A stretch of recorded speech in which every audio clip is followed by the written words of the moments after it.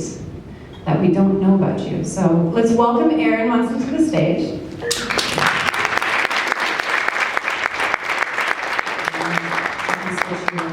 And I'll give you this. So I have to say 3 things and you don't know.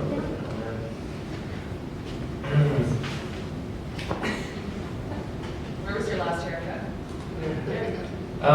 Yeah, I just came back from the Philippines and a couple days ago, and it was in the southern part of the Philippines, which is a less than stable area. And I like to go to a barber or a salon, like in every one of the countries I visit, just to get like this nice little window into that world. And so I went to this ladyboy salon there, and which is like, this is in like a predominantly Muslim part of the world, and so it's this interesting little kind of window into the world that they have there. And yeah, I really, and you get a haircut out of it, so it's interesting to like meet people and kind of learn about how they're living and just have a conversation with them.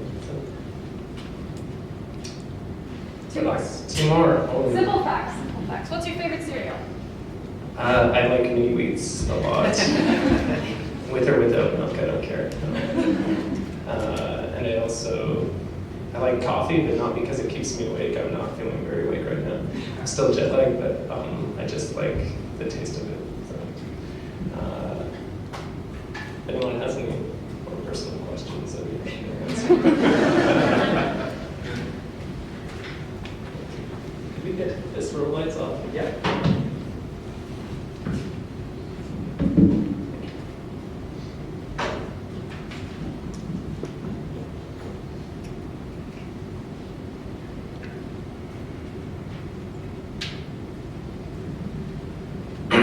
So Surreal, it's kind of a mindful to like open up this topic for me anyways, but I'm just gonna like make a bunch of noise up here, and if you get anything out of it, like great. If not, at least hopefully walk away from it thinking that was a waste of time. Okay, so Surreal. So Surreal comes from surrealism, so I think we should like talk about like where the word comes from before we move forward into like my association with it. But so, because I think a lot of people the word's kind of at a point where people think surreal, that was surreal, and it's like, oh, that was weird. But it's important, I think, to think about where the movement came from, like, and the history of it, because it came out of a world that was like locked in rational thinking, like back about 100 years ago, and it was an effort to revolutionize the human experience and kind of open up people's minds and bridge the conscious and subconscious like minds that we have. So, and I think it was an attempt to save us kind of from our own minds in a way. But first, I think before we talk about surreal, we have to talk about what's real, like what's real to each of us and the realities that we experience.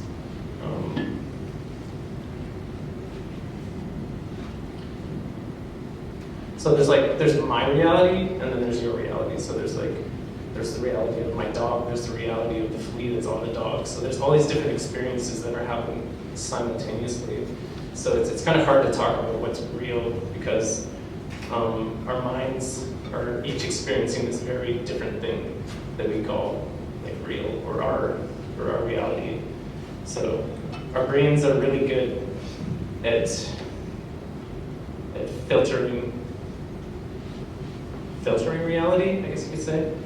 There's every experience we have kind of gives us a sense of like what this world is. Like we start as very open things, and then slowly we filter our minds. Our mind filters our experience to give us the reality that we now have. And this process is ongoing; it doesn't stop. So, as a result, we have the reality that I'm experiencing. Like I have the reality that I'm experiencing. You have your reality, and there's some of us are kind of closer to each other than others. I think some people are like way out from like where I am, and so it's hard. And this is the problem with the world we live in: is that we're all living in these different realities, and some of us it's really hard to bridge that gap because we're just so far out from each other. Whereas some people, you feel like you have this connection to, and like just living something that's, I guess, a closer existence or a closer interpretation of reality. So,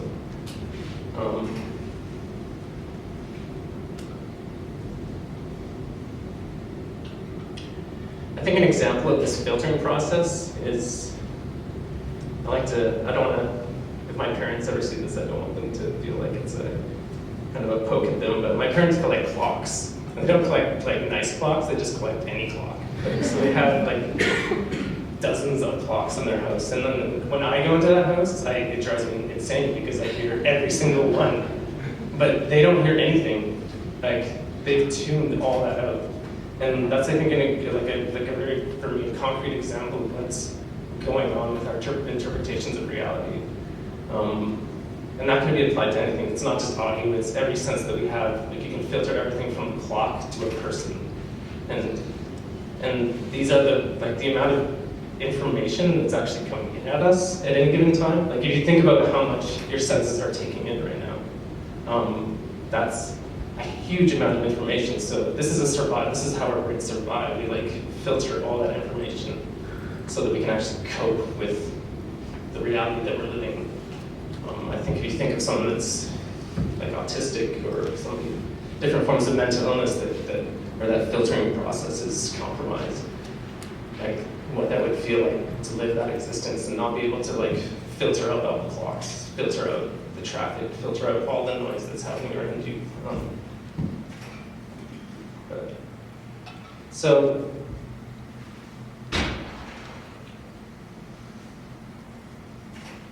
the clocks, like, at the end of the day, like what you think is real is maybe nothing of the sort, because that doesn't really exist. And it's kind of, it makes me kind of, it's kind of crazy when you think about how people can be bored, like in this world. Like, how can we can feel not uninspired, given the amount of things that are happening around us at any given moment. Like, the world is this incredible place where all these things are happening simultaneously, and yet I can manage to be bored or like unengaged with it. And that's the power of that filtering process. Is our brains can reach a point where I can't get up off the floor because I'm too depressed, or being disconnected from each other and not feeling like we can talk to each other. So it's like Louis C.K. says, everything's amazing and no one's happy. And it's like, how is that even possible? Like, that we can feel like that level of disconnect from a reality that is anything but boring.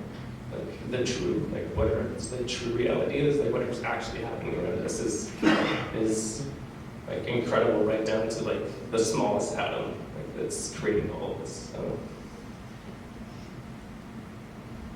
sorry, this is a lot to like filter like, first thing in the morning. I'll get through it. Thank you, Aaron.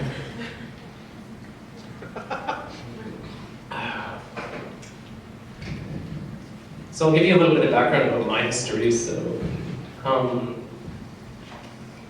this is no like, I don't mean it as a diss against religion. This is just my experience. But I grew up in a fundamentalist Christian family, an upbringing where I was told like Jesus had saved me and that the rapture was going to happen and the end of the world was like near. So, like at a young age, I didn't even believe that I would live to be an adult. Like I felt like at some point I was just going to disappear and I wouldn't exist in this world anymore. So what's the point of thinking about the future? So just kind of a messed up way to like enter the world and be told that. But you know, we all have the upbringings we have, and like my parents, I didn't feel like I wasn't loved. It's just that's what they believed. That was their reality. So I inherited that reality from them. And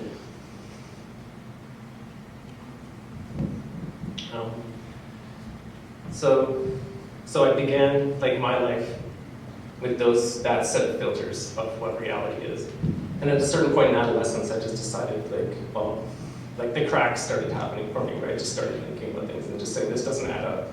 It doesn't make sense to me. And so like at a fairly young age, I remember barricading myself in my room, like with my bed, and refused to go to church. And I was like, I'm not going, I'm done, I'm out. And it was like a very clear decision, but the process that came after that was like the next 10, 15 years of like defiltering, I guess you could say. Like, it was kind of like, it's a poor analogy, but it was kind of like coming out of the Matrix over like 10 years, like where I felt like, okay, well, everything I believed, I no longer believe, so I have no idea what I believe at this point. It was like starting from zero. So, like, spending the next 10 years like building who I thought my world back up and my perception of the world and who I am within that world. It took a long time to do that. It took, I don't know, 10, 15 years. And so having no kind of frame of reference, I decided to, like, my frame of reference would be the weirdest shit I could find. Like, the weirdest art, the weirdest film, like everything. I just wanted all of it, like, and as much as I could have of it, just like start shaping and pushing the limits of what I thought, like, my world and my reality was. So, and surrealism was a part of that.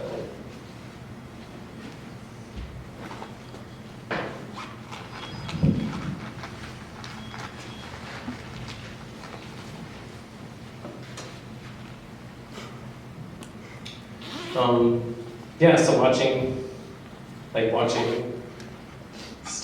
seeing Eraserhead like David Lynch's Eraserhead for the first time and being like, what is this? Like, and seeing a lot of surrealist art where it's like what was the aim? Like, what were they trying to do? What is the interpretation of reality that I should take away from this?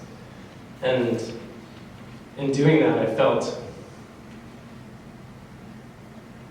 like the aim of what the surrealist movement was doing, like, we can't view it as just, it's not just about art. The art is just a dialogue to have about the importance of that bridging the subconscious and conscious mind.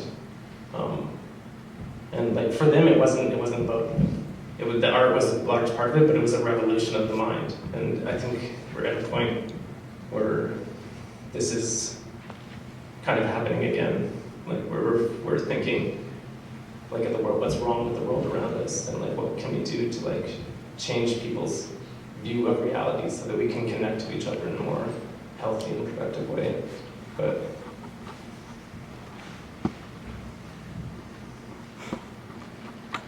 so, and that's kind of how I got into what I do, like in filmmaking, was filling my life with these kind of points of reference. In building like my new reality, and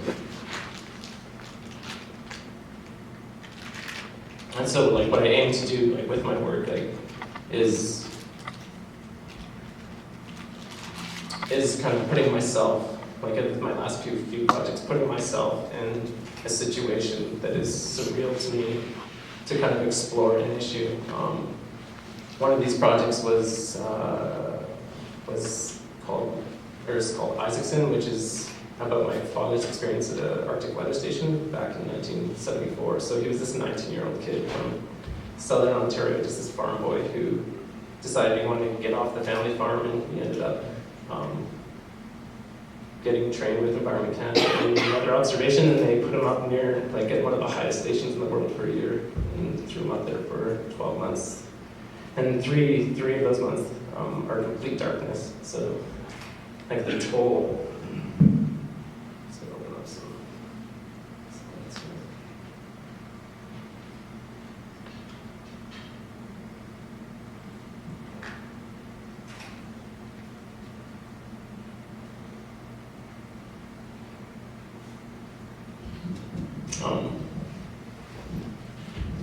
The toll it took on him, like, until I actually started digging into his story a bit, like, I never really had, coming out of the childhood that I did, like, I felt like a disconnect between my parents. Like, I loved them, but, like, there was definitely, like, we were living two very different realities.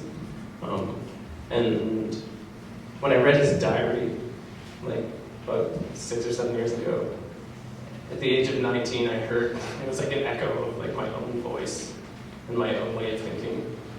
And it was incredible to think that I don't even know this person, like, or who this person was. I know the person who my dad is now, but this person is someone that I feel I could actually talk to and associate with. So to explore kind of like what happened to my dad and how his reality shifted, like to what it is today, and how he found the frames of reference that he did, I decided to travel to this station, which had been abandoned for 4 years up in, it's like high Arctic. So I managed to scrape enough money together to pay for my $40,000 plane ticket, and went up to Isaacson and spent a week camped out there in less than desirable conditions, to say the least. And Didn't you go in the summertime? could I have? Is that like No. summertime up there? No, you gotta suffer. and it's just what the conditions do, like what the snow does with the space. Like in the winter, it's just incredible. It's like sculpture that just keeps disappearing every year. It like blows for the whole winter and creates these kind of snowscapes and snow sculpture that just disappears every year. But anyways, I don't want to get too much on what it was about, but for me it was like, it took throwing myself into that kind of surreal experience to really grasp what had happened to my dad up there and how that had shaped him as a person. And that's the power of empathy, that's the power of actually connecting with people and getting a sense of what their experience is. It just gives you a completely different vantage point to actually view each other, like in this case, view my father from, and it changed our relationship, even if like the thought of like traveling that far to go sit in the room where your dad considered killing himself like 4 years earlier, like that's a pretty powerful moment to like bridge that and just process like everything that's going on like between the two of you. And I managed to convince my Inuit guide to where my dad's original park out there to kind of give a sense of the impression, like that the trauma that my dad experienced there left on the space.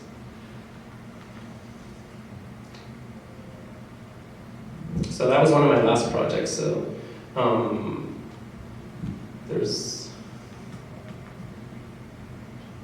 part of that whole kind of rewiring process that I went through, like in my late teens and like throughout my 20s, like through that whole time, like I definitely, like I struggled with depression and just coming to terms with like who am I, like where am I going in all this, like, and how can I come out of this with any sense of like healthy sense of like who I am. So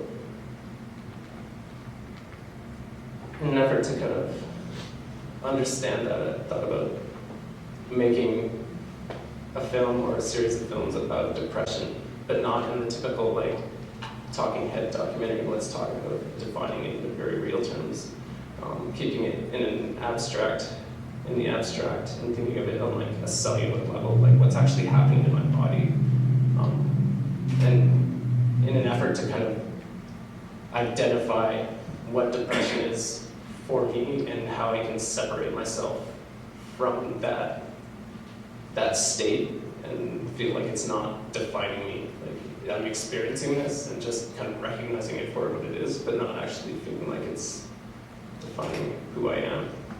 So I'll play this for a little bit.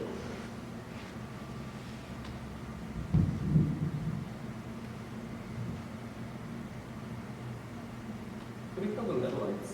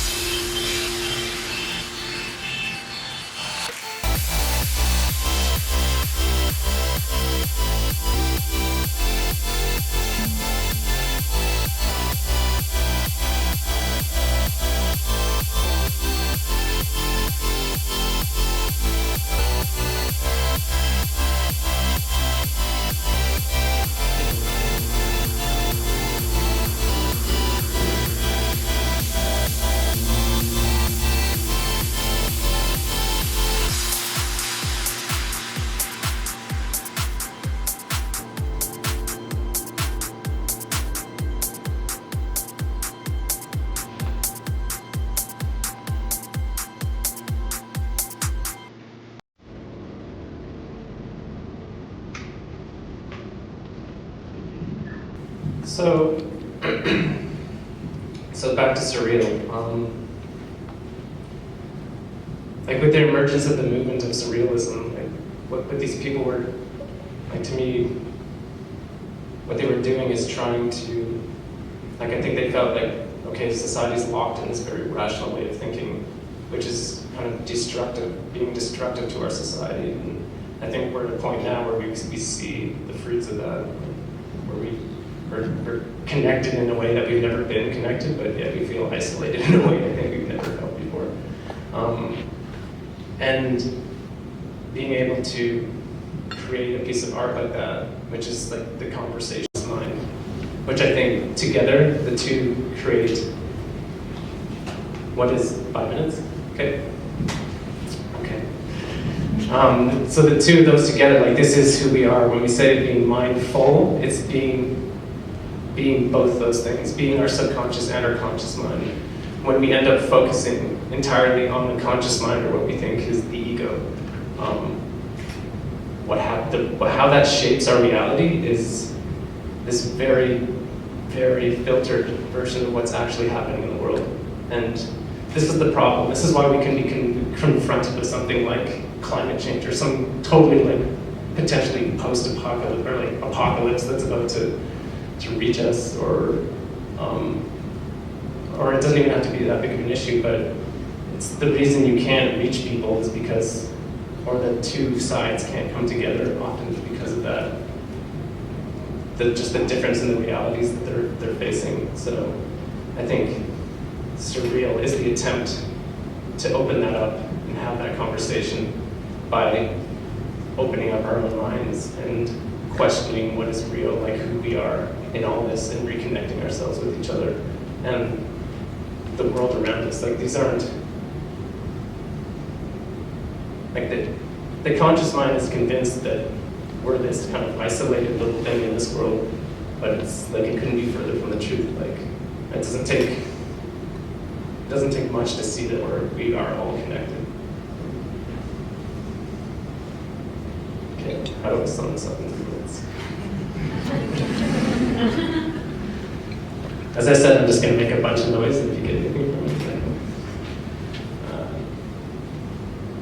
So yeah, art, surrealist art, the movement, like I consider myself a surrealist in that, like some of my art might not resemble traditional surrealism, but I think being a surrealist, you're constantly challenging who you think you are and what you think reality is, which is that dialogue, like that bridging of the subconscious and the conscious. And for me, I've been fortunate enough with work. I worked as a cinematographer, and I've been able to travel the world and throw myself into some of the most bizarre and crazy situations like imaginable. And like what that's done for me is like peel back like what I think the world is and who I am in it. And when you're in environments like that, you don't even have enough time to think about yourself. You're just reacting to like what's happening around you, and like meeting these people that are like speaking languages you don't understand and trying to like interpret everything that's happening. And when you do that and you experience reality through not a very conscious like interpretation of it, but when you're open like that and just taking it all in, I think it gives you, it just changes the way you perceive the world and each other in it. And it gives you this view of how everything might work together. I'm still doing it through a very, like, we are humans after all. We're still, at the end of the day, we're a bunch of stupid idiots sitting like together. Like, we really are. Like, you think about how, if humans manage to evolve, like, 1,000 more years, like, what we will be at that point, and how we'll view us now, like, that's all we are. And that's evolution. Will continue to be viewing the past as this primitive thing, but so I've been fortunate enough to travel with that, with work, and kind of have those experiences. And travel is a powerful way to take you outside of yourself like that and experience the world in what, like, I would consider to be a more surreal way. But I think in an effort to get to that point and start to bridge that gap between the subconscious and conscious, which was the whole point of the Surrealist movement, is like for me, meditation has been a huge part of that. Being mindful, like using your whole mind, not just the conscious part of it. Like, we completely underestimate like how much of us and how much we can be and experience. And evidence of that is just how you can take like depression as an example of that. Like it's just reality filtered down to the point where you can't even function. Like, and how is that even possible that we could be in like I like to believe we're in Wonderland. Like it's amazing to me that like people are waiting for something beyond this, because it's like this is amazing. Like this is like, is this heaven? Like it might be, but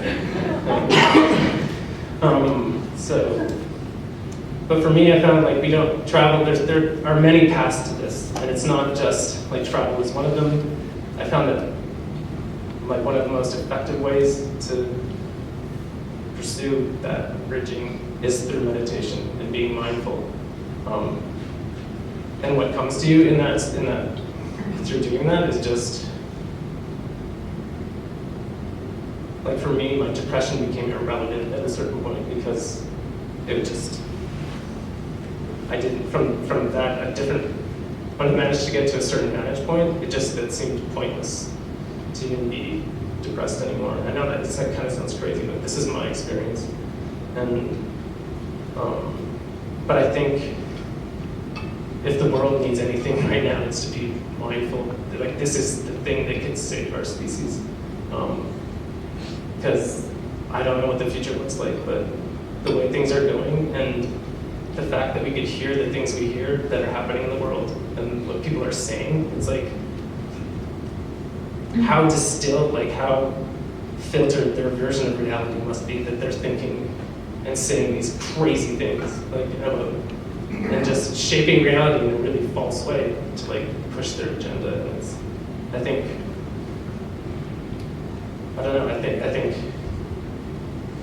in the same way that the Surrealist movement emerged to try to attempt to change us as people and think about the world and realize our full potential, like we need that more than ever. So like that's why I think it's a really important thing to talk about right now. And